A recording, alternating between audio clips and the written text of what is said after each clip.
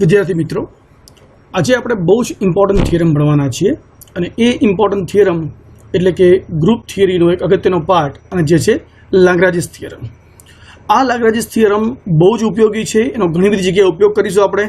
એનો સૌથી interesting part તો એ છે કે એનું કોન્વર્સ જે છે એ સાચું છે કે નહીં, એટલે બહુ જ તમને તાલાવેલી પણ હશે કે આવું ઇન્ટરેસ્ટિંગ થિયરમ આપણે આજે ભણવા જઈ રહ્યા છીએ.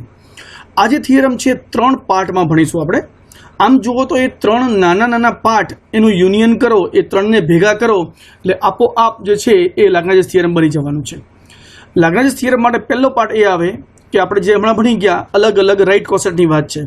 તો કોઈ પણ બે રાઇટ કોસેટ જે છે, કોઈ પણ બે તમે લો, કોઈ પણ એક ગ્રુપ લઈ લો, એના અલગ અલગ રાઇટ કોસેટ લઈ લો, તો એ રાઇટ કોસેટ છે એ હંમેશા કાં તો સાવ સરખા હોય અને કાં તો સાવ જુદા હોય. એનો મતલબ કાં તો એ આઈડેન્ટિકલ હોય અને કાં તો એ ડિસજોઇન્ટ હોય. એનો મતલબ એવું ન બને કે 2-4 એલિમેન્ટ કોમન હોય અને બાકીના એલિમેન્ટ કોમન ન હોય, રાઈટ? એટલે જો બે કોઈ પણ રાઇટ કોસેટ તમે લઈ લો એક જ ગ્રુપમાંથી બનેલા, તો એ રાઇટ કોસેટ કાં તો સાવ સરખા હોય, કરેક્ટ, અને જો સાવ સરખા ન હોય તો એ સાવ જુદા હોય. That means either identical or disjoint. આ નંબર 1. સેકન્ડ જે થિંગ છે એ તમે કોઈ પણ રાઇટ કોસેટ લઈ લો અને આવા અલગ અલગ રાઇટ કોસેટ ભેગા કરીએ આપણે, અને એ અલગ અલગ રાઇટ કોસેટનું જો યુનિયન લઈએ આપણે તો આપણે આખો ગ્રુપ મળી જશે. એટલે કે બીજો part, the distinct right coset in H in G forms a partition of G. પાર્ટીશનનો મતલબ એવો થાય કે તમે એ બધા રાઇટ કોસેટ ભેગા કરો, એનું યુનિયન કરો તો આખું G થઈ જાય. અને એમાં જેટલા પણ રાઇટ કોસેટ છે એમાંના કોઈ પણ બે રાઇટ કોસેટમાં કોઈ પણ એલિમેન્ટ કોમન ન હોય, કરેક્ટ. અને ત્રીજો જે પાર્ટ છે એ છે કે there is a 1-1 correspondence between any two right coset of H in G. એટલે કે તમે કોઈ પણ એક ગ્રુપના ગમે એટલા અલગ અલગ રાઇટ કોસેટ લઈ લો, એ કોઈ પણ બે રાઇટ કોસેટ વચ્ચે હંમેશા 1-1 અને on-to એટલે કે 1-1 કોરસ્પોન્ડન્સ જે છે એવું મેપિંગ મળશે. અને 1-1 કોરસ્પોન્ડિંગનો લાંબા ગાળે અર્થ એવો થાય છે કે કોઈ પણ બે અલગ અલગ રાઇટ કોસેટ લઈ લો, એ રાઇટ કોસેટના એલિમેન્ટની સંખ્યા હંમેશા સરખી રહેશે. That means order of every right coset of H in G will remain same. હવે પ્રશ્ન થાય કે કેટલા એલિમેન્ટ હશે? તો જો આપણે એવી પણ ખબર છે કે E જે છે એ હંમેશા ગ્રુપનો એલિમેન્ટ છે. એનો મતલબ કે HE જે છે એ હંમેશા રાઇટ કોસેટ થાય, અને એ જો રાઇટ કોસેટ હોય તો એ રાઇટ કોસેટ કોઈ પણ રાઇટ કોસેટ સાથે 1-1 કોરસ્પોન્ડન્સ ધરાવે. એનો મતલબ કે કોઈ પણ બે રાઇટ કોસેટમાં એલિમેન્ટની સંખ્યા સરખી હોય અને H પોતે એટલે કે HE is equal two H. H પોતે પણ એક રાઇટ કોસેટ જ છે. એનો મતલબ કે કોઈ પણ રાઇટ કોસેટના એલિમેન્ટની સંખ્યા હંમેશા સરખી હોય અને કોના જેટલી હોય તો એ Hના જેટલા એલિમેન્ટ છે એટલી હોય. આ ત્રણેય થિયરમનું જો મિક્સિંગ ભેગું કરીશું આપણે, એટલે કે એનું યુનિયન કરીશું, ત્રણને ભેગા કરીશું, તો આપણો આજનો જે ઇમ્પોર્ટન્ટ થિયરમ છે લાગ્રાન્જિસ થિયરમ એ આપોઆપ સાબિત થઈ જશે. એનો મતલબ કે લાગ્રાન્જિસ થિયરમનો એક પણ વસ્તુ એવી નથી કે જે આ 3 થિયરમ કરતાં કંઈ જુદી હોય. તો પહેલાં આપણે 3 અલગ અલગ થિયરમ લઈ લઈએ અને પછી એને ભેગા કરી અને આપણે લાગ્રાન્જિસ થિયરમ શું છે એના પર જઈએ. તો પહેલો પાર્ટ લઈએ આપણે આજનો.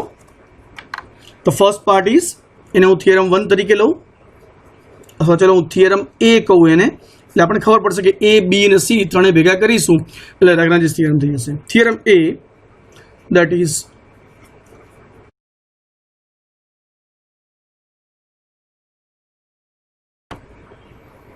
આપણે લઈશું any two distinct right cosets of H in G are either disjoint or identical. Correct? They are either disjoint or identical. ચલો લઈ લઈએ આપણે એનું proof. Let H be a subgroup of G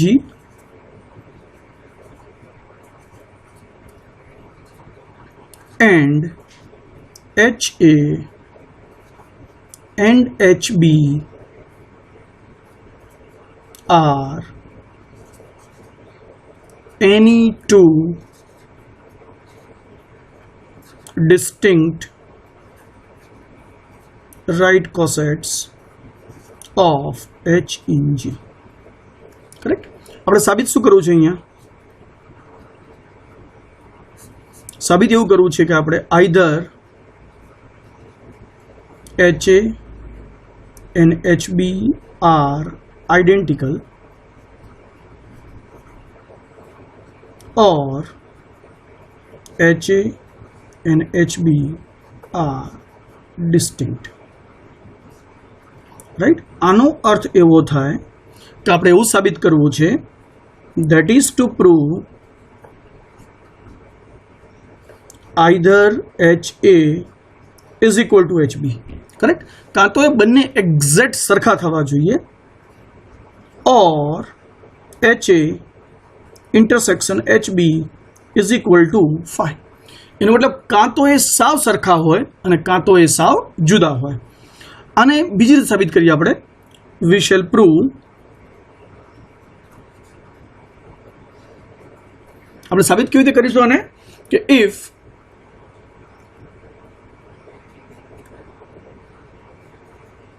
HA and HB are not identical,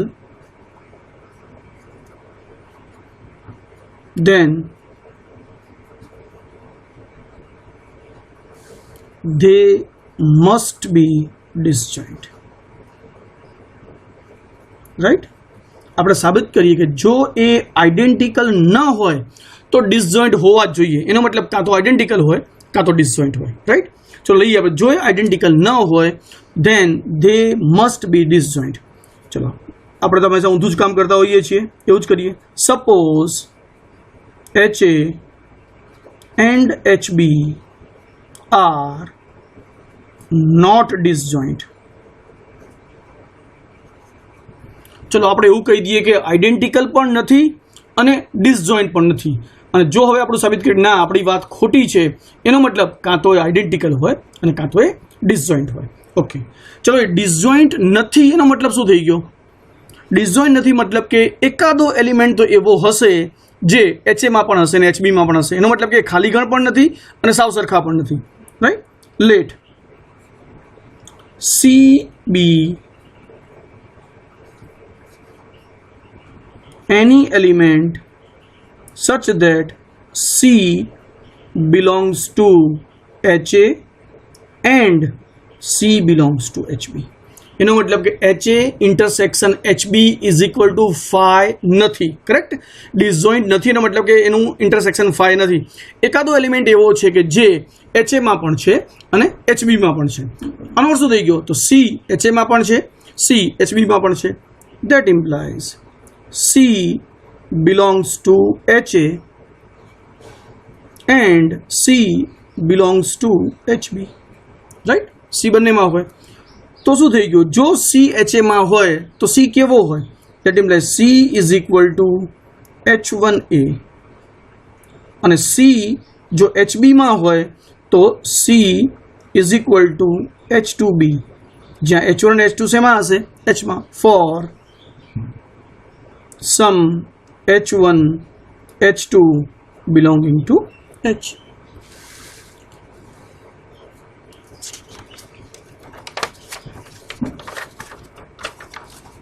આનો મતલબ એવો થયો છે આપણી પાસે કે C is equal to H1A અને C is equal to H2B where H1 અને H2 એ બંને કોના એલિમેન્ટ છે? H ના. હવે જો આ પણ C ની વેલ્યુ છે, આ પણ C ની વેલ્યુ છે. એનો અર્થ કે H1A is equal to H2B, કારણ કે H1A ની કિંમત પણ C છે, H2B ની કિંમત પણ C છે, એટલે બંને C ની વેલ્યુ છે, માટે એક જ છે. That implies A is equal to મારે કેવું હોય? તો હવે થોડું ક્વિકલી વિચારો. આપણે A લખો શું કરવું પડે? H1 દૂર કરવો પડે. H1 દૂર કેવી રીતે થાય? તો એનો મતલબ કે બંને બાજુ આગળથી એટલે કે પ્રી મલ્ટિપ્લિકેશન કરો. કોના દ્વારા? H1 ઇન્વર્સ દ્વારા. તો આમ લખી શકાય H1 ઇન્વર્સ H2B. અહીંયા H1 ઇન્વર્સ કરો એટલે ઓટોમેટિક H1 દૂર થઈ જાય એટલે એ થઈ ગયો, અથવા બીજી સામાન્ય ભાષામાં આ H1 ત્યાં જાય એટલે શું થઈ જાય? ઇન્વર્સ. તો એની વેલ્યુ શું મળી ગઈ આપણને અહીંયા? H1 inverse H2B. રાઈટ. હવે ચલો આપણે જોઈએ, ચલો રાઈટ કોસેટ HA ની વેલ્યુ કેટલી થાય છે? નાવ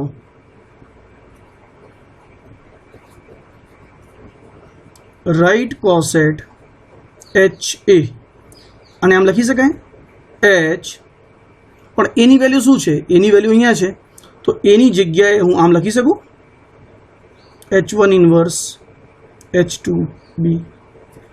કારણ because A is equal to H1 inverse H2B. એટલે આવું થઈ ગયું. H1 inverse H2B. ઓકે, હવે બરોબર યાદ રાખો, આપણે આવું ભણી ગયા છીએ કે જો A belongs to H હોય, એટલે કે A જો H નો એલિમેન્ટ હોય તો શું મળે આપણને? HA ની વેલ્યુ શું થઈ જાય? H પોતે. Is it right? તો અહીંયા વિચારો કે H1 એ કોનો એલિમેન્ટ છે? H નો. H શું છે? સબગ્રુપ. એનો મતલબ કે H1 ઇન્વર્સ જે છે એ પણ કોનો એલિમેન્ટ થાય? H નો. કરેક્ટ. અને જો H1 ઇન્વર્સ H નો એલિમેન્ટ હોય તો H ઇન્ટુ H1 ઇન્વર્સ ની વેલ્યુ શું થાય? H. આના જેમ જ. તો જો અહીંયા H અને H1 ઇન્વર્સ છે તો આને આમ લખી શકું H1 ઇન્વર્સ H2B. જ્યાં આના પરથી વિચારો તો શું કહી શકાય આને? H2B. રાઈટ. ઓકે, ફરીથી વિચારો, H2 કોનો એલિમેન્ટ છે? એ પણ H નો જ એલિમેન્ટ છે, અને જો H2 એ H નો એલિમેન્ટ હોય તો H ઇન્ટુ H2 બરોબર પણ શું થાય? H જ થાય. તેનો મતલબ કે આને આમ લખો તમે H2B, તો આ શું થઈ ગયો? HB. કારણ કે H ઇન્ટુ H2 બરોબર શું થઈ જવાનું છે? H. અને H2B શું છે? રાઈટ કોસેટ. તો આપણે શરૂઆત ક્યાંથી કરી? HA થી. વેલ્યુ શું મળી ગયું આપણને? HB. તો આ તો એવું થઈ ગયું કે જો આપણે શું વિચાર્યું હતું કે જો C એ બંનેનો એલિમેન્ટ હોય, એટલે કે આપણે એવું જો સપોઝ કરીએ કે HA અને HB એ ડિસજોઈન્ટ નથી એવું વિચારીએ તો અલ્ટિમેટલી આપણે ક્યાં પહોંચી જઈએ છીએ? HA is equal to HB પર. અને HA is equal to HB મતલબ શું થઈ ગયું? HA and HB are identical. આનો અર્થ એવો થયો કે જો HA અને HB એ ડિસ્ટિંક્ટ ન હોય તો હંમેશા આઇડેન્ટિકલ થાય જ, અને ડિસ્ટિંક્ટ ન હોય તો આઇડેન્ટિકલ થાય એનો મતલબ એ કાં તો ડિસ્ટિંક્ટ હોય અને કાં તો કેવા હોય? આઇડેન્ટિકલ. એનો મતલબ કે કોઈ પણ બે રાઇટ કોસેટ, એક જ ગ્રુપના સબગ્રુપના બનેલા બે અલગ અલગ રાઇટ કોસેટ એ કાં તો સાવ અલગ હોય, અને જો એ સાવ અલગ ન હોય તો એ સાવ સરખા હોય. રાઈટ. સાવ સરખા એટલે એવું ન બને કે થોડા ઘણા કોમન હોય થોડા ઘણા કોમન ન હોય. આઈધર દે આર ડિસજોઇન્ટ એટલે સાવ જુદા, અથવા એ બંને સાવ સરખા એટલે કે આઇડેન્ટિકલ. રાઈટ. આ આપણો પહેલો પાર્ટ થઈ ગયો લાગ્રાન્જિસ થિયરમ તરફ આગળ વધવાનો. બીજો પાર્ટ લઈએ આપણે, જેને કહીએ છીએ આપણે કે કોઈ પણ ગ્રુપ હોય એને કેમ લખી શકાય? તો એના અલગ અલગ રાઇટ કોસેટના ભાગ તરીકે. હવે આપણે એવું લઈશું ધ સેટ ઓફ, જેને આપણે થિયરમ બી કહીએ, the set of all distinct right cosets of H in G forms a partition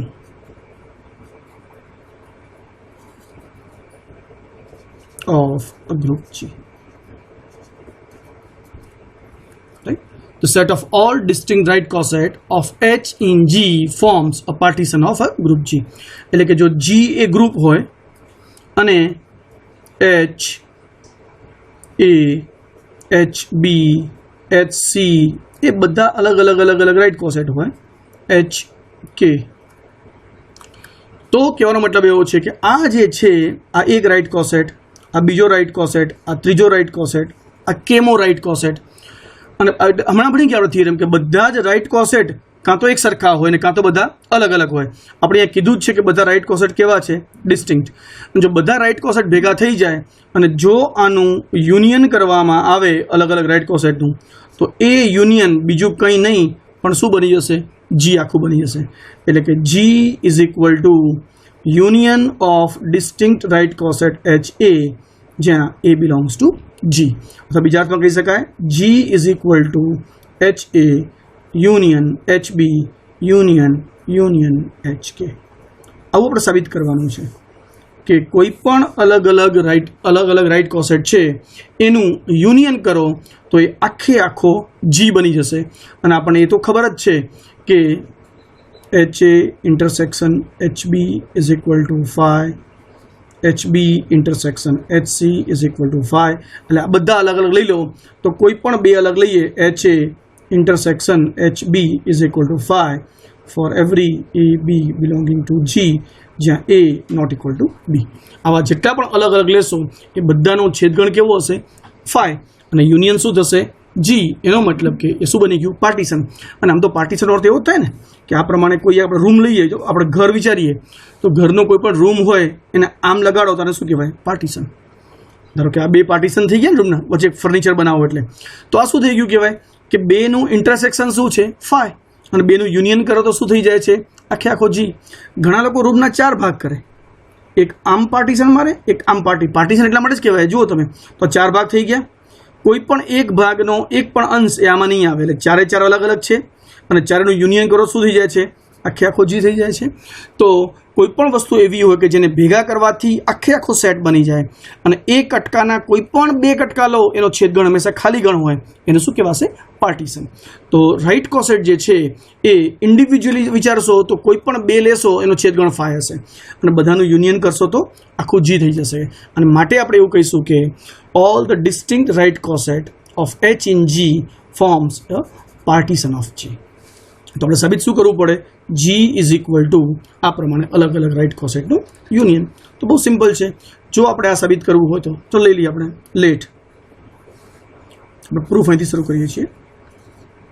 ચલો નવા પેજ પર લઈ લઈએ, તમારે ભૂલ ના આવે.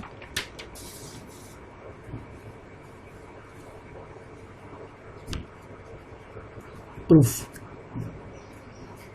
Late H A H B up to HK are distinct right cosets of H in G. To prove G is equal to HA union HB union HK. આપણે હમણાં આગલા થિયરમમાં ભણી જ ગયા છીએ કોઈ પણ 2 રાઇટ કોસેટ કાં તો આઇડેન્ટિકલ હોય અને કાં તો કેવા હોય? ડિસજોઇન્ટ હોય. અહીંયા આપણે ડિસ્ટિંક્ટ લઈએ છીએ એનો મતલબ કે ક્યારે આઇડેન્ટિકલ નહીં થાય અને બધા કેવા હશે? ડિસજોઇન્ટ હશે. એટલે ડિસજોઇન્ટનો પાર્ટ પતી ગયો છે, આપણે ખાલી આ પાર્ટ બતાવવાનું છે. ચલો આમ એક કામ કરીએ, આપણે આ જે યુનિયન છે ને બધાનું એને હું ટૂંકમાં એસ કહી દઉં.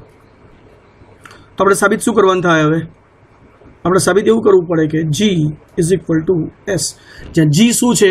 આખું ગ્રુપ, અને એસ શું છે? અલગ અલગ રાઇટ કોસેટનું યુનિયન. ઓકે, ચલો લઈ લો લેટ કોઈ પણ લઈ લઈએ એક્સ બિલોંગ્સ ટુ જી. તો શું થાય? અથવા કોઈ પણ એની એલિમેન્ટ લઈ લો, કોઈ પણ એક્સ બિલોંગ્સ ટુ જી. જો એક્સ બિલોંગ્સ ટુ જી હોય તો સ્વાભાવિક છે કે H x will be a right coset of H in G. થાય. જો x belongs to G હોય તો h x એ શું થાય? રાઇટ કોસેટ થાય. That implies હવે s શું છે? હમણાં લખ્યું આપણે s is equal to the set of all લખ્યું છે, all right cosets of H in G. એનો મતલબ કે જો hx એ રાઇટ કોસેટ હોય તો આ hx ની વેલ્યુ કાં તો ha હોય, કાં તો hb હોય, કાં તો hc હોય, કાં તો hk હોય, ગમે તે હોય, બધા જ રાઇટ કોસેટનું યુનિયન કરો એમાં તો રાઇટ કોસ થઈ ગયો. તો જો hx એ કોઈ પણ રાઇટ કોસેટ હોય અને એસ એ બધા રાઇટ કોસેટનો સેટ હોય તો આ HX એ કોનો એલિમેન્ટ થઈ ગયો? એસનો એલિમેન્ટ થઈ ગયો. As S is the union of all right cosets of H in G, that implies HX belongs to S. થશે HX એ કોનો એલિમેન્ટ થશે? S નો. બટ વી નો ધેટ, આપણે શું જાણીએ છીએ?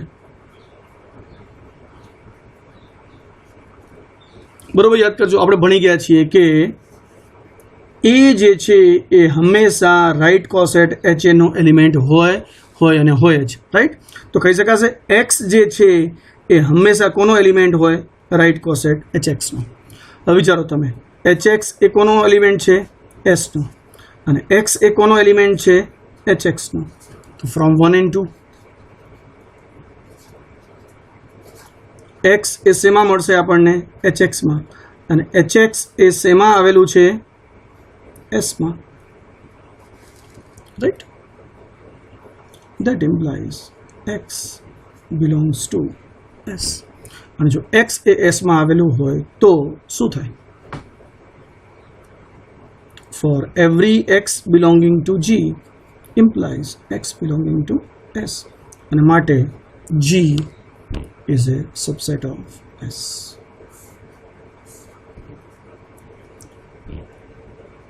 રાઈટ? અહીંયા S જે છે એ આપણે સેટ નથી આપતા, યુનિયન લઈએ છીએ આપણે. The union of all right coset of H in G, right? અને HX છે એ ઓલ રાઇટ કોસેટમાં આવી જાય છે, માટે યુનિયનમાં એ આવી જ જશે, કરેક્ટ? તો મળી ગયો આપણે G is a subset of S. હવે બીજો પાર્ટ શું બાકી રહ્યો? આપણે S is a subset of G લઈ લઈએ.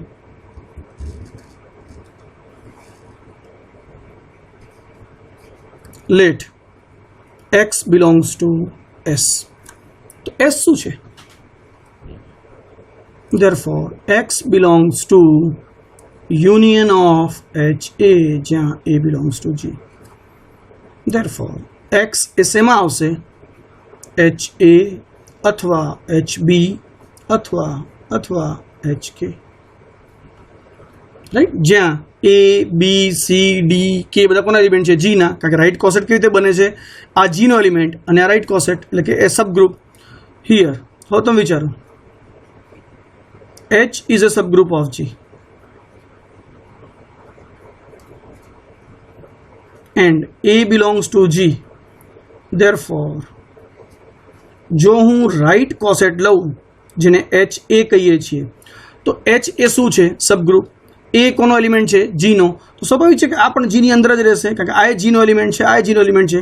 એનો મતલબ કે HA is A subset of G. તો સ્વાભાવિક છે કે HB જે છે એ પણ શું થઈ ગયો? Subset of G. અને એ પ્રમાણે HK છે એ પણ શું થઈ ગયો? Subset of G. તો વિચારો, આ જે X છે એ શેમાં આવેલો છે? S માં. એટલે કે કાં તો આમાં હોય, કાં તો આમાં હોય, કાં તો આમાં હોય, કાં તો આમાં હોય. પણ HA શું છે? G નો સબસેટ. HB પણ શું છે? G નો સબસેટ. યુનિયન કરો, HK પણ શું છે? G નો સબસેટ. એનો મતલબ આ તો બધા G ના સબસેટ છે. માટે X એ શેમાં આવેલો હોય? HA union HB union HC union HK. પણ આ પણ G નો સબસેટ છે, આ પણ G નો સબસેટ છે, આ પણ G નો સબસેટ છે. એટલે આ જે આખું છે એ શું બનશે? G નો સબસેટ બનશે. તો જુઓ, X એ શેમાં આવેલો છે? આની અંદર. જે અલ્ટિમેટલી કોનો સબસેટ છે? G નો. માટે શું કહી શકાશે? X belongs to G. આપણે શરૂઆત ક્યાંથી કરી? X belongs to S થી. આપણે મળી શું ગયું? X belongs to G.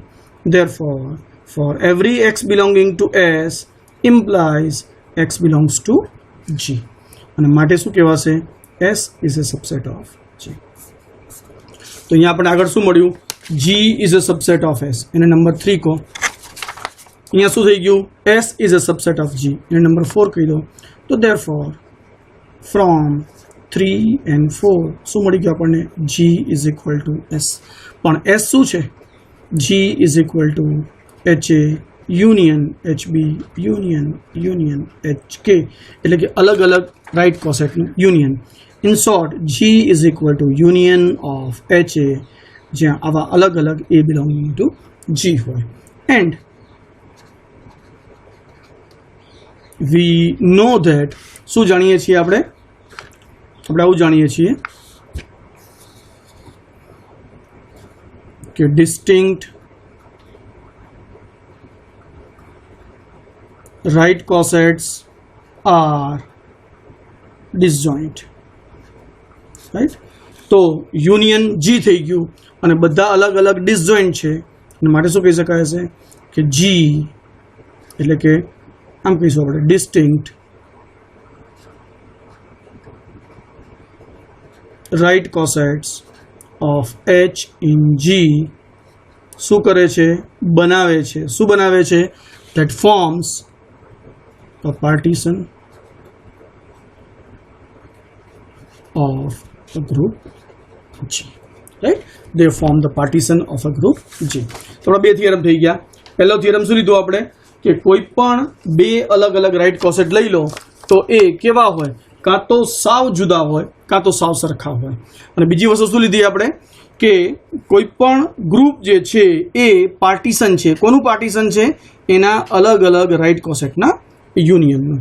Okay, હવે ત્રીજું થિયરમ લઈ લઈએ આપણે અને એ પણ બહુ સરસ છે કે કોઈ પણ બે ડિસ્ટિંક્ટ રાઇટ કોસેટ લો એની અંદર એલિમેન્ટની સંખ્યા હંમેશા કેવી હોય, સરખી હોય. એટલે કે there is always a 1-1 correspondence between any two distinct right coset of H in G. આને લઈએ આપણે થિયરમ C તરીકે.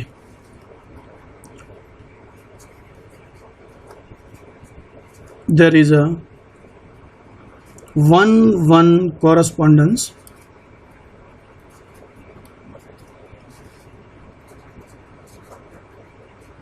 between any two right, जो right जरूर नहीं right करते हैं, left coset वाले से पहले हुआ तो any two right cosets of H in H. Okay, આપણે સાબિત કરીએ કે કોઈ પણ બે રાઇટ કોસેટ વચ્ચે 1-1 અને on-to પ્રકારનું મેપિંગ હોય, જેને કહીશું આપણે 1-1 કોરસ્પોન્ડન્સ. લઈએ પ્રૂફ આપણે. Let HA and HB are any two distinct right cosets of H in G, and let F be a mapping from HA to HB defined by F of HA is equal to HB for every H belonging to H, right? HA એ કોનો element થાય? આનો. HB એ કોનો element હોય? HB નો. તો આપણે એવું બતાવી દઈએ કે F of HA is equal to HB પ્રકારનું જો કોઈ મેપિંગ હોય તો એ મેપિંગ હંમેશા 1-1 પણ હોય અને on-to પણ હોય. હવે આ થિયરમ તમને સમજાવતા પહેલાં એક નવી વસ્તુ ખાસ કહી દઉં કે કોઈ પણ મેપિંગ છે એ હંમેશા 1-1 અને on-to હોય એવું ક્યારે કહી શકાય? અને પછી વિચારીએ આપણે. પહેલાં તમને બીજી ટ્રીક આપું છું કે 1-1નેસ સાબિત કરવી હોય તો કેવી રીતે થાય? એટલે મારે 1-1નેસ લેવી છે એટલે કે 1-1 કોઈ પણ વિધેય 1-1 છે એવું ક્યારે ખબર પડે? તો ભણી ગયા છો, હું તમને ખાલી રિવિઝન કરાવું છું. અહીંયા જો આ પ્રકારે કોઈ પણ એક મેપિંગ આપેલું હોય, ધારો કે આ સેટ A છે, માની લો આ સેટ B છે અને A થી B નું ફંક્શન f છે. એટલે કે f is a function from A to B. અહીંયા કોઈ એલિમેન્ટ લઈ લઉં હું x અને અહીંયા કોઈ એલિમેન્ટ લઈ લઉં ધારો કે x2, x1 અને x2. તો સ્વાભાવિક છે કે અહીંયા મને કયો એલિમેન્ટ મળશે? f of x1. અને x2 પરથી મને કયો એલિમેન્ટ મળશે? f of x2. ઓકે, વિધેય એટલે કે મેપિંગ ફંક્શન કેટલા પ્રકારના હોય? કાં તો એ 1-1 હોય, કાં તો એ મેની 1 હોય, રાઈટ? અને કાં તો એ કેવો હોય કે on-to પ્રકારનો હોય. હવે ફંક્શન જે છે એ આ પ્રકારે હોય 1 1 અને મેની 1 1 1 નો મતલબ કે એક એક અને મેની 1 નો મતલબ થાય કે અનેક એક. તમે ભણી ગયા છો કે વિધેય બે પ્રકારના હોય, એક એક અને અનેક એક. આ પ્રકારનું જે વિધેય છે એક અનેક, તો એને આપણે ફંક્શન જ ન કહીએ, એટલે કે વિધેય કહેવાય જ નહીં. એ વિધેય એટલે કે ફંક્શન છે જ નહીં. કેમ? કારણ કે ફંક્શનની ડેફિનેશન જ આપણે એવું ભણી ગયા છીએ. ફંક્શન ડેફિનેશન શું છે કે એ બી કોઈ non empty set, B is also non empty set if for every a belonging to a there exists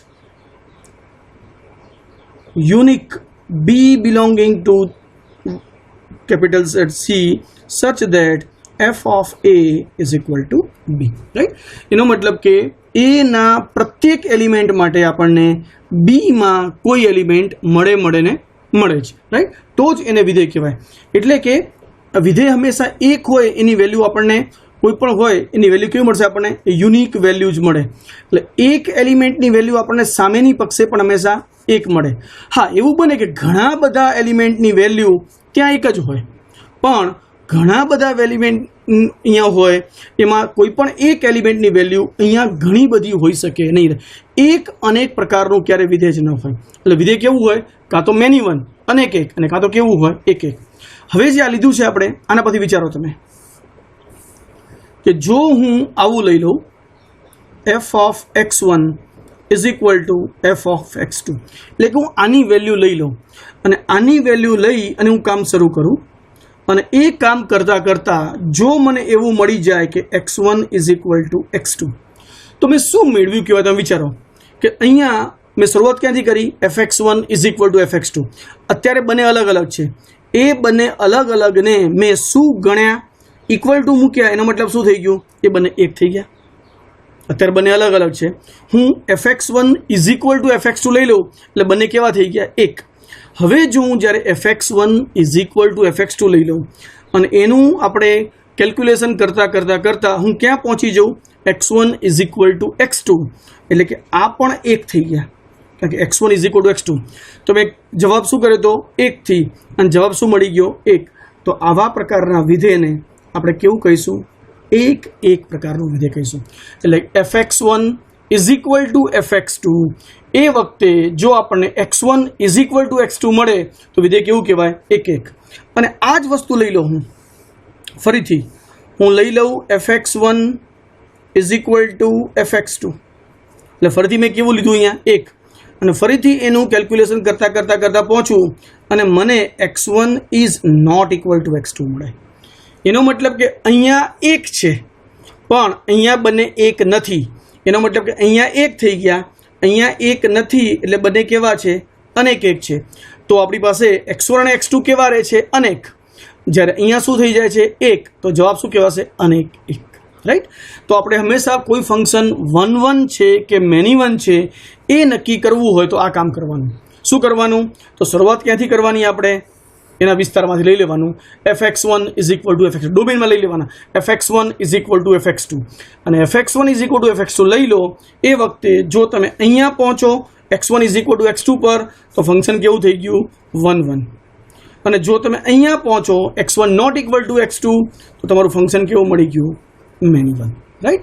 તો આવડી ગયું બધાને. હવે 1 1 ને સાબિત કરવી હોય તો હંમેશા આપણે fx1 is equal two fx2 લેવાનું. જો જવાબ x1 is equal two x2 મળી જાય તો એને 1 1 કહીશું, ન મળે તો આપણે એને શું કહીશું? મેની 1 કહીશું. કોક ઘણીવાર ઊંધું કરી નાખતું હોય છે. ઊંધું એટલે શું?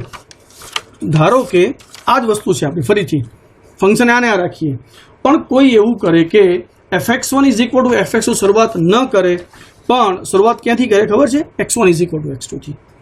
x1 is equal two x2, અને એ વખતે એનું આપણે એનાલિસિસ કરતાં એનું સાદુરૂપ આપતા જો તમે અહીંયા પહોંચી જાઓ fx1 is equal two fx2, અને બીજી વખત એવું થાય કે આ જ વસ્તુ લઈ લો x1 is equal two x2, આગળ કામ કરતા જાઓ, અને જો તમે અહીંયા પહોંચો fx1 is not equal to fx2, તો આનો અર્થ શું થાય વિચારો તમે.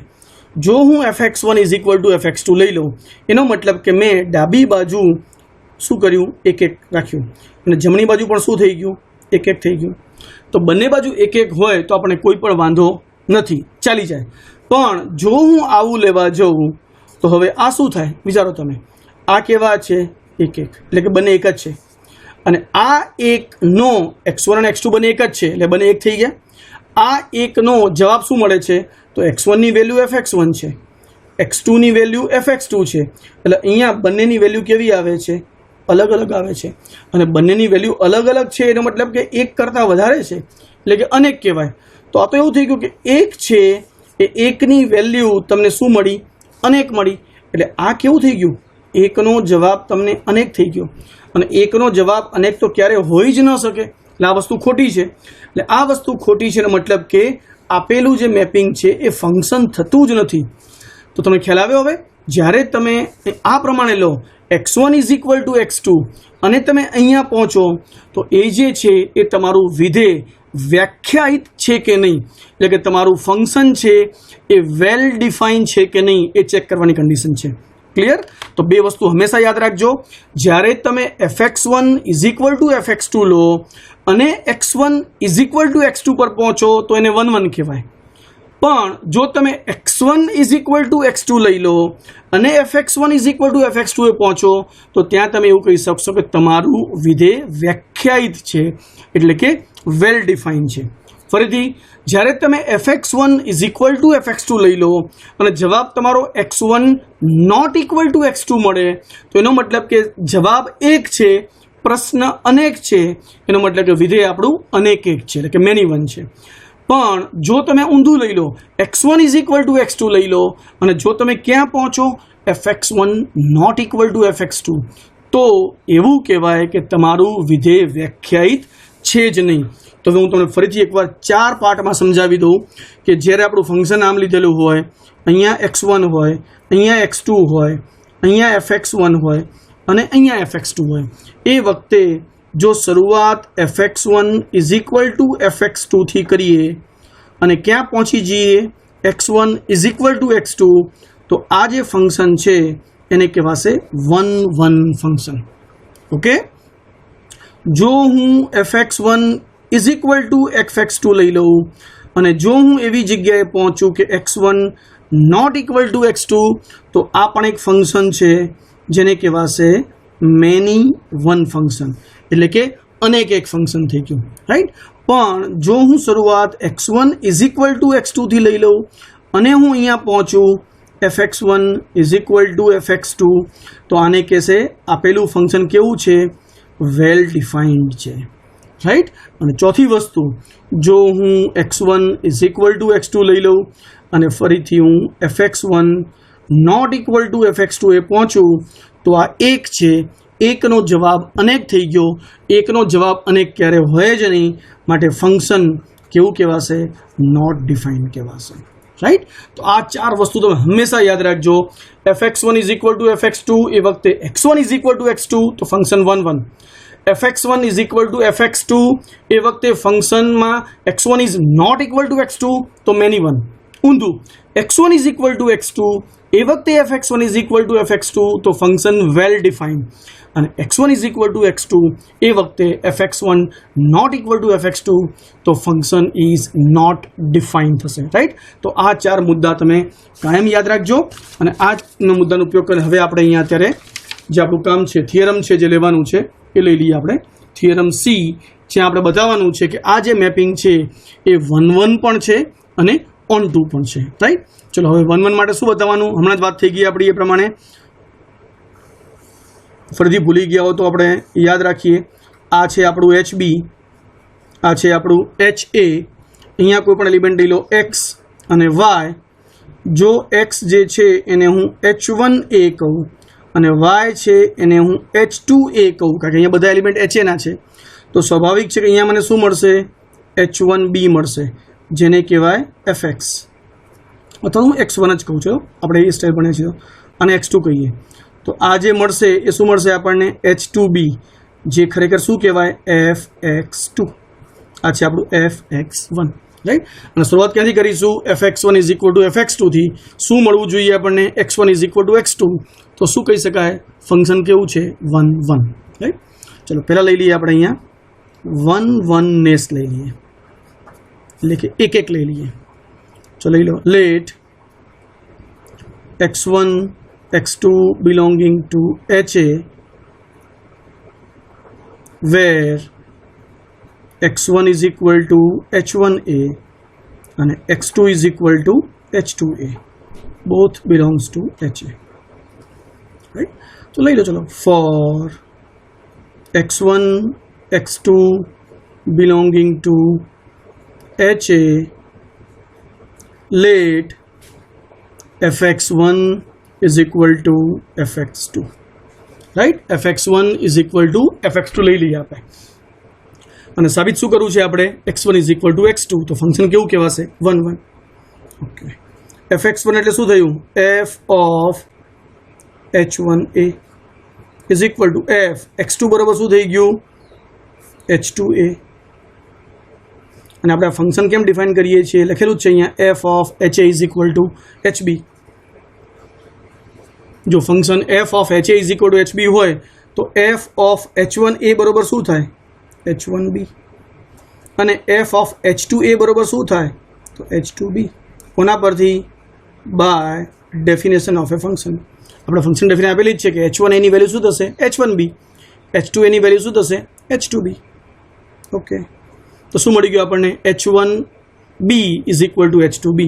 આ પણ b છે, આ પણ b છે, તો આને આમ લખી શકાય h1 is equal two h2. શું કર્યું આપણે? By right cancellation law. Right. Okay. હવે જો h1 અને h2 સરખા હોય તો h1a અને h2a એ પણ કેવા થાય? સરખા. શું કર્યું આપણે? Post multiplication by a. હવે તમે વિચારો h1a શું છે? x1. h2a શું છે? x2. આપણે શું મળી ગયું? x1 is equal two x2. શરૂઆત ક્યાંથી કરીએ આપણે? શરૂઆત કરી fx1 is equal two fx2. મળી શું ગયું આપણને? Implies x1 is equal two x2. તો જો આપણે આવું મળી ગયું. therefore for every x1 x2 belonging to HA fx1 is equal to fx2 implies x1 is equal to x2 and therefore f is શું કહેવાશે? 1 1. મળી ગયું આપણને? f is 1 1. ઓકે. હવે ઓન ટુ નેસ લઈએ. એ તો કેટલું બધું સહેલું છે. ફરીથી આ શું છે આપણું? HA. આ શું છે આપણું? HB. રાઈટ. અહીંયા શું છે આપણી પાસે? આના એલિમેન્ટ બધા કેવા હોય? HB, H1B, H2B, H3B વગેરે. અહીંયા શું હોય? HA, H1A, H2A, H3A વગેરે વગેરે વગેરે. ચલો હું અહીંયા લઈ લઉં કોઈ પણ વાય કહી દઉં. આપણે ઓન્ટુનેસ ખબર છે ને? ઓન્ટુનેસ કોને કહેવાય? અહીંયા કોઈ પણ એલિમેન્ટ લઈ લેવાનો, એટલે જવાબ પહેલેથી લઈ લેવાનો. એ જવાબનો પ્રશ્ન શું છે એ આપણને ખ્યાલ હોવો જોઈએ. એટલે કે આપણે for every y belonging to HB આપણને HA ની અંદર એવો x મળવો જ જોઈએ કે જેથી f of x is equal to y થાય. Let y be any element of HB. એટલે કે જવાબ પહેલેથી લઈ લીધો આપણે. ઓકે. જો y એ HB નો એલિમેન્ટ હોય એનો મતલબ કે y is equal to HB કહેવાય for some h belonging to h. Okay. તો કામ પતી ગયું આપણું. જો આ h belonging to h હોય then for the same h belonging to h we have HA belonging to HA. કહેવાય કે નહીં? આ જ h માટે h એ કોનો એલિમેન્ટ થાય? આનો. સે x is equal two HA. આ જે HA છે એને તમે x કહી દો તો શું થાય? દેન કહી શકાય four any y belonging to HB, we find x is equal to HA belonging to HA such that શું થવું જોઈએ, f of x ની વેલ્યુ જો y થઈ જાય તો આપણે કહી શકીએ કે f is on 2. Okay, check કરો થાય છે. f of x બરાબર શું થાય, f of HA. f of HA ની વેલ્યુ શું છે, HB, અને HB એટલે શું થઈ ગયું આપણો y, તો મળી ગયું આપણને. therefore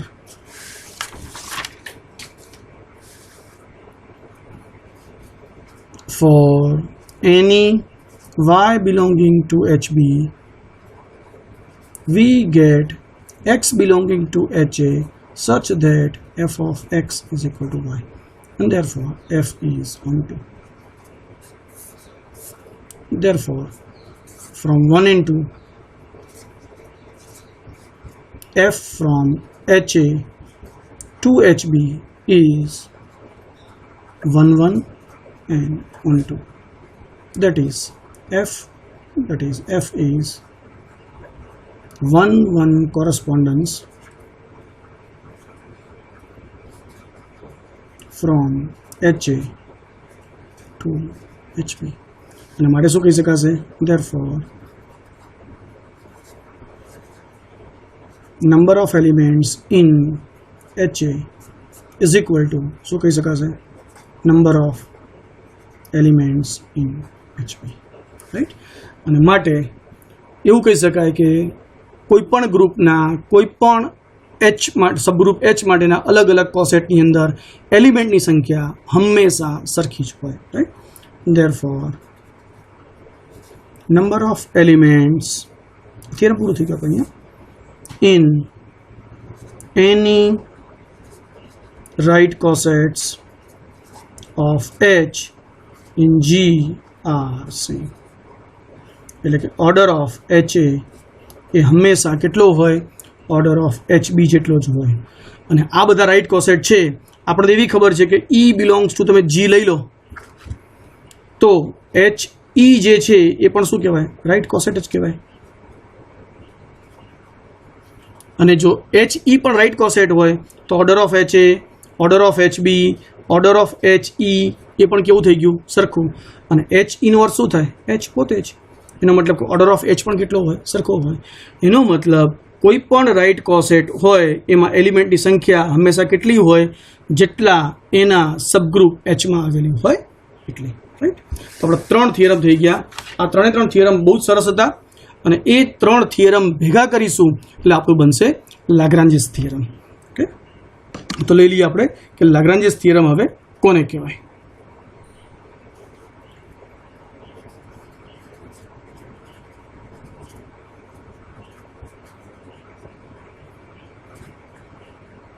જો એક્ઝામમાં થિયરમ પૂછાશે આ પ્રમાણે જ કે સ્ટેટ એન્ડ પ્રૂવ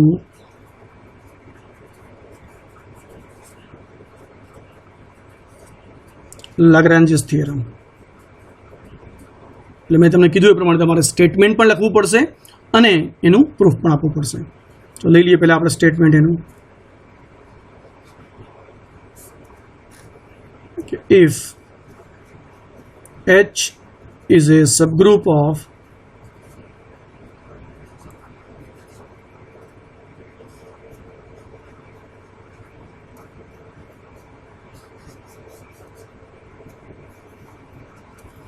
finite, બહુ ઇમ્પોર્ટન્ટ વસ્તુ છે. if H is a subgroup of a finite group G,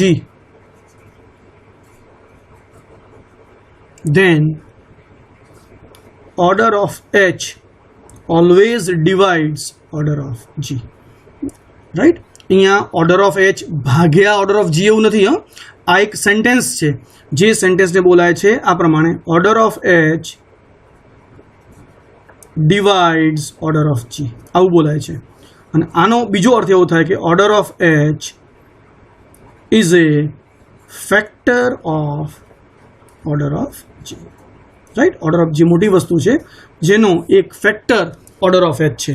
અને સ્વાભાવિક છે કે order of H A order of G નો એક અવયવ હોય તો કોઈ પણ અવયવ છે એ એની મૂળ સંખ્યાને હંમેશા ભાગી શકે. તો આપણું સ્ટેટમેન્ટનું થિયરમ આવું છે. થિયરમનું સ્ટેટમેન્ટ કે if H is a subgroup of a finite group G then order of H always divides order of G. હવે આ થિયરમ એ આમ જો તો કશું જ નથી, માત્ર આપણું થિયરમ A, થિયરમ B અને થિયરમ C એ ત્રણને ભેગા કરો એટલે આપણું આખું લેગ્રેન્જિસ થિયરમ થઈ જાય છે.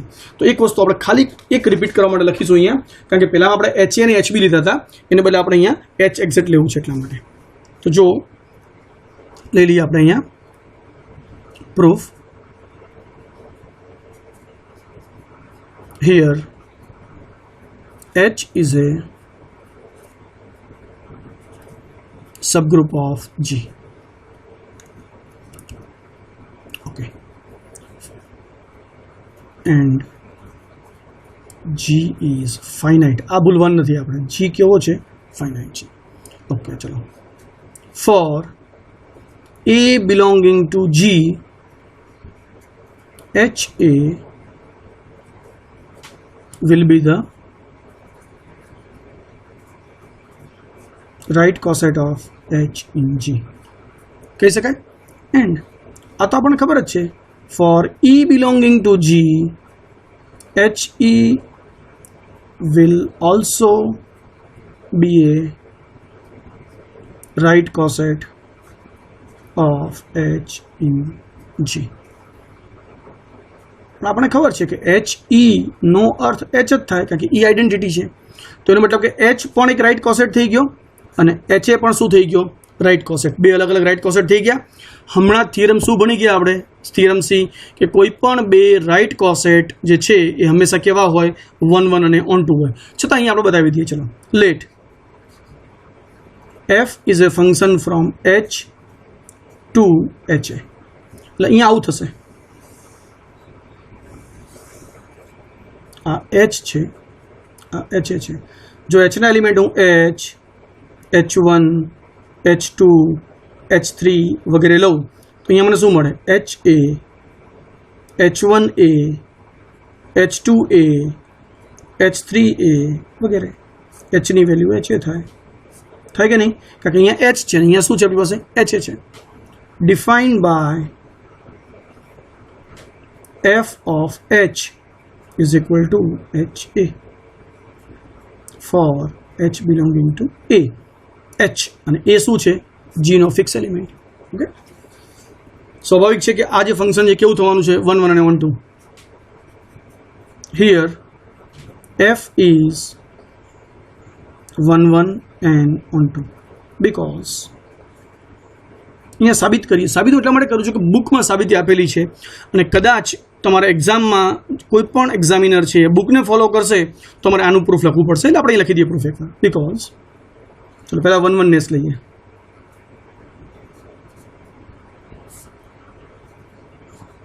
લેટ આપણે જે આપણી ઓરિજિનલ પેટર્ન છે એ પ્રમાણે late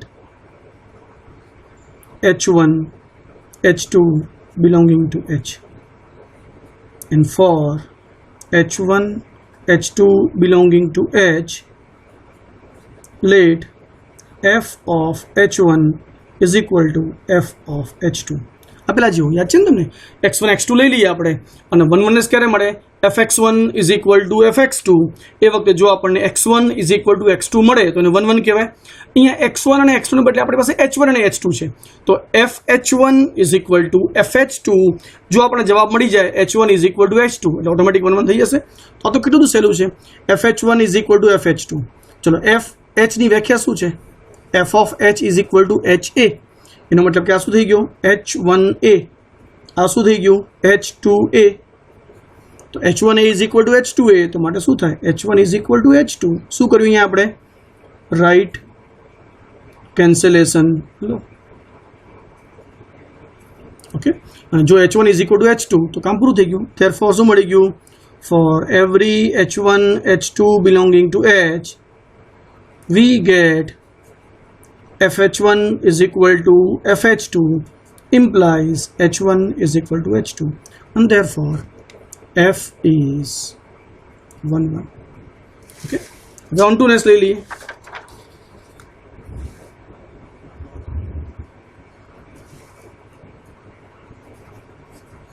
let y be any element of HA. અહીં આવું છે ને આપણી પાસે આ H છે, આ HA છે, ધારો કે y એ આનો કોઈ એલિમેન્ટ છે. ઓન ટુ ક્યારે કહેવાય? આપણને એવો એક x મળી જવો જોઈએ અહીંયા કે જેથી આના પર f લગાડીએ તો f of x બરોબર શું થઈ જવું જોઈએ? y થઈ જવું જોઈએ. ઓકે, તો થઈ જશે. લઈ લો, let y be any element of HA. therefore y belongs to HA. જો y belongs to HA હોય તો y શું હોય? કોક HA હોય for h belonging to H. લખી દઈએ, for the same h belonging to H we have what is FH? તો આપણી ડેફિનેશન છે f of h is equal to HA અને HA શું છે આપણું? y. HA is equal to y. therefore શું કહેવાશે? f is 1 2 and therefore f is 1 1 and 1 2 and therefore શું કહેવાશે? number of elements in any right coset HA is equal to શું કહી શકાય? number of elements in H. કારણ કે f જે છે તમે જુઓ ક્યાંથી ક્યાં છે? h થી HA પરનું છે અને જો f h થી HA પરનું હોય અને 1 1 અને on 2 હોય તો જેટલા એલિમેન્ટ h માં હોય એટલા જ એલિમેન્ટ શેમાં હોય? HA માં હોય. therefore order of HA is equal to order of H. કોના માટે?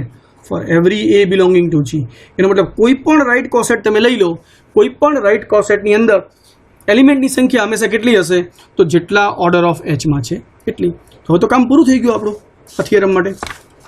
ઓકે, ચલો વિચારો હવે આપણું સૌથી સેકન્ડ થિયરમ શું હતું આપણું? કે G forms a partition of અથવા distinct right coset of H in G forms a partition of G. Right? So let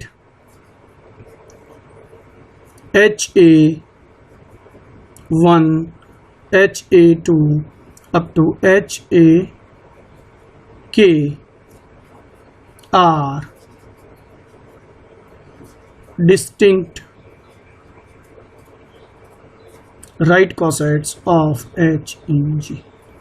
ધારો કે HA1 HA2 HA3 HAK બધા અલગ અલગ રાઈટ કોસેટ છે. વી નો ધેટ શું જાણીએ છીએ આપણે?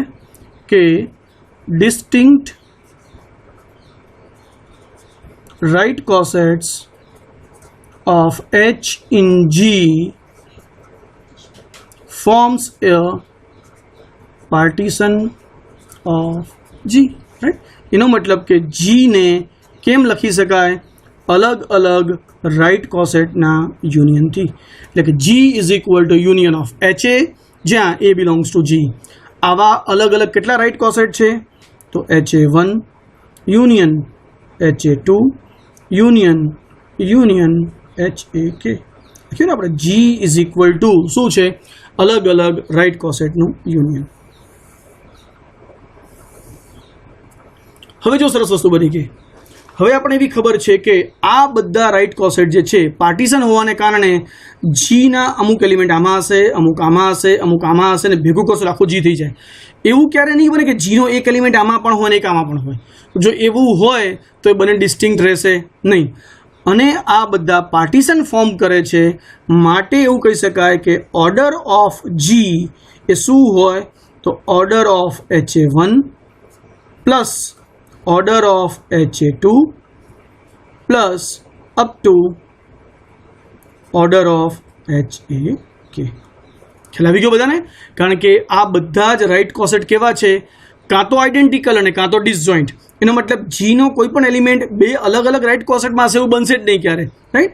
તો જીનું પાર્ટીશન ફોર્મ થાય છે જે આપણે વાત કરી હતી પ્રમાણે કે પાર્ટીશન આ પ્રકારે જ હોય. એટલે HA HB HC HC હોય તો ચારે ભેગા કરો તો આખો જી થઈ જાય અને આમ બધા કેવા હોય? અલગ અલગ હોય. એટલે કે આના એલિમેન્ટ ભેગા કરો, આના એલિમેન્ટ ભેગા કરો, આના એલિમેન્ટ ભેગા કરો અને આના એલિમેન્ટ ભેગા કરો એટલે કોના એલિમેન્ટ થઈ જાય? જીના એલિમેન્ટ.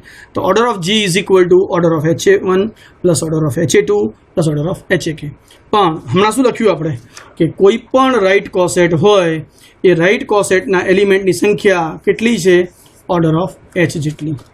એને હું ધારો કે નંબર 1 આપી દઉં કે કોઈ પણ રાઇટ કોસેટમાં સંખ્યા કેટલી છે? એચના ઓર્ડર જેટલી. લખી શકાય by 1 order of G is equal to order of H એમાં એલિમેન્ટની સંખ્યા કેટલી થાય? તો ઓર્ડર ઓફ એચ જેટલી. ઓર્ડર ઓફ એચ એ 2માં એલિમેન્ટની સંખ્યા કેટલી થાય? ઓર્ડર ઓફ એચ જેટલી. પ્લસ એ પ્રમાણે ઓર્ડર ઓફ એચ એ કેમાં પણ એલિમેન્ટની સંખ્યા કેટલી થાય? ઓર્ડર ઓફ એચ જેટલી. આ order of H plus order of H plus order of કેટલી વાર થયા? તો HA1 HA2 HAK એટલે કે કેટલી વખત થયા? k times. તો માટે જુઓ શું મળી ગયું આપણને? Order of G is equal to k times order of H, જ્યાં k શું છે? Where k is any integer. હવે જો k ઇન્ટીજર હોય એનો મતલબ તો એવો થઈ ગયો કે order of G is equal to k multiply order of H. એટલે આ બેનો ગુણાકાર ઓર્ડર ઓફ જી છે. એનો મતલબ કે અને ઓર્ડર ઓફ એચ એ ઓર્ડર ઓફ જીના અવયવો છે, અને જો એ બેના અવયવો હોય તો માટે કહી શકાય કે order of G order of H is a factor of order of G. અને જો ઓર્ડર ઓફ એચ એ ઓર્ડર ઓફ જીનો ફેક્ટર હોય તો કહી શકાશે order of H divides order of G. બરાબર? ઓર્ડર ઓફ એચ એ ઓર્ડર ઓફ જીને ભાગે છે. અને આ જે રિઝલ્ટ મળ્યું એ રિઝલ્ટને કહીશું આપણે લાગ્રાન્જિસ થિયરમ. ઓકે, તમને ફરીથી એકવાર યાદ કરાવી દઉં. આ લાગ્રાન્જ થિયરમ છે. તમારા મનમાં એક ડાઉટ હોય હજી પણ એકવાર, તો એક નાની વાતથી તમને હું સમજાવી દઉં કે કેમ પાર્ટીશન ફોર્મ થાય છે. તો બહુ નાનું એક્ઝામ્પલ લઉં એટલે તમને યાદ રહેશે. આમ તો આટલું લેક્ચર પૂરું જ કરીએ છીએ આપણે. એક તમારા થિયરમ 2 જે છે એના એક પ્રૂફ તરીકે, એના એક આધાર તરીકે કે જો હું G is equal to Z plus લઈ લઉં તો આના એલિમેન્ટ શું થાય? 0 1 2 -1 -2 વગેરે થાય. અને જો હું h બરોબર ધારો કે 3z લઉં તો તમને સૌને ખબર છે કે 3z નો અર્થ એવો થાય 0 3 6 9 -3 -6 વગેરે. જો આપણે અલગ અલગ રાઇટ કોસેટ લઈએ, ચલો અહીંયા શું થાય? સૌથી પહેલો રાઇટ કોસેટ લઉં હું h + 0. ઓકે, h + 0 નો મતલબ શું થઈ ગયું?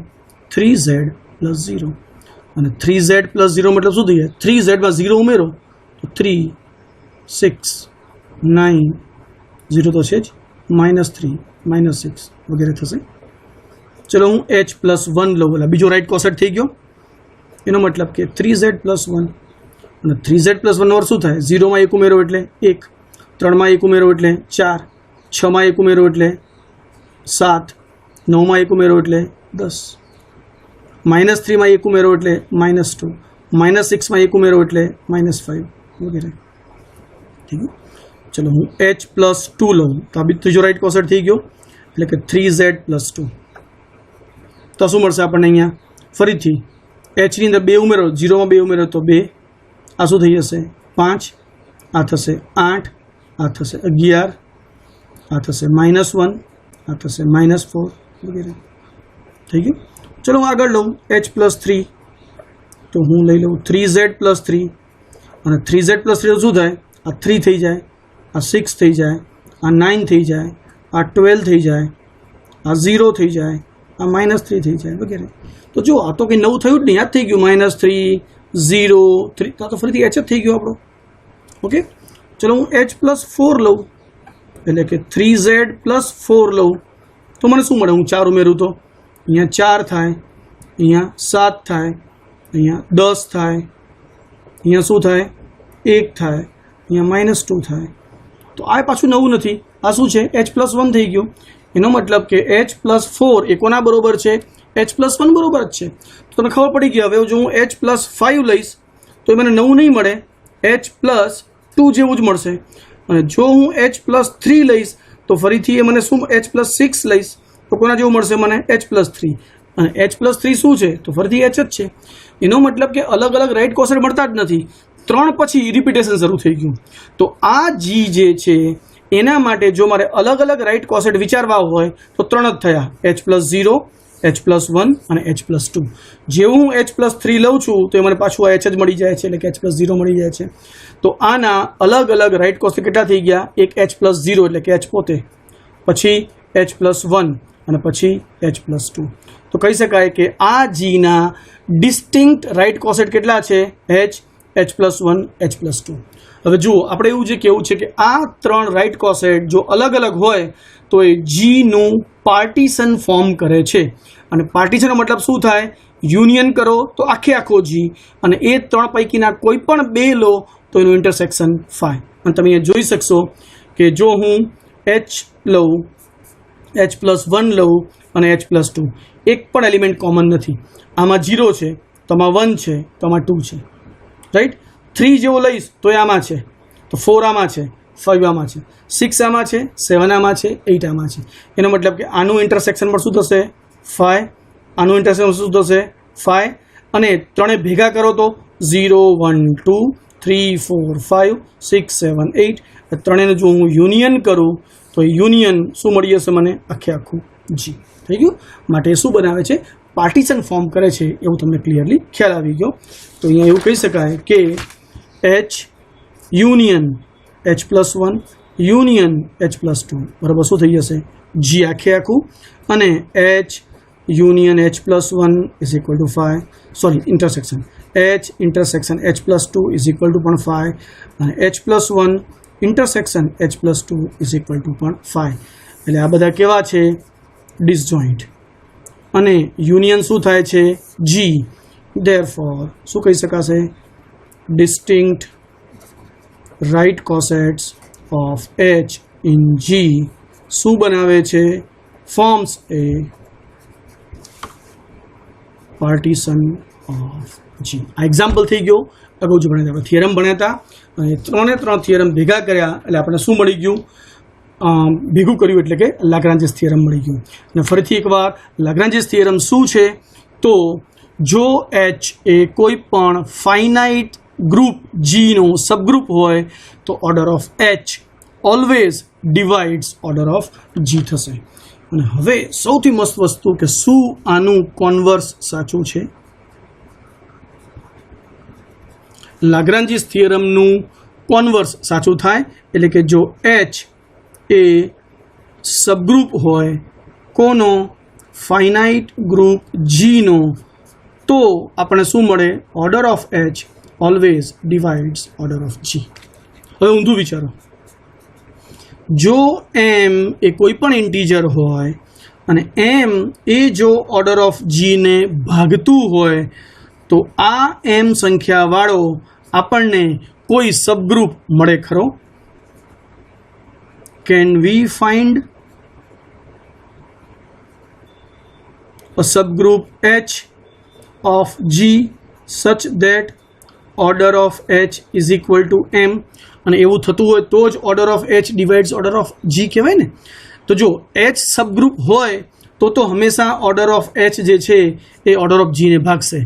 પણ જો હું ઊંધું કરું કે જો કોઈ સંખ્યા એ ઓર્ડર ઓફ G ને ભાગતી હોય તો એ સંખ્યા જેનો ઓર્ડર થાય એવું સબગ્રુપ આપણને G નું મળે ખરું?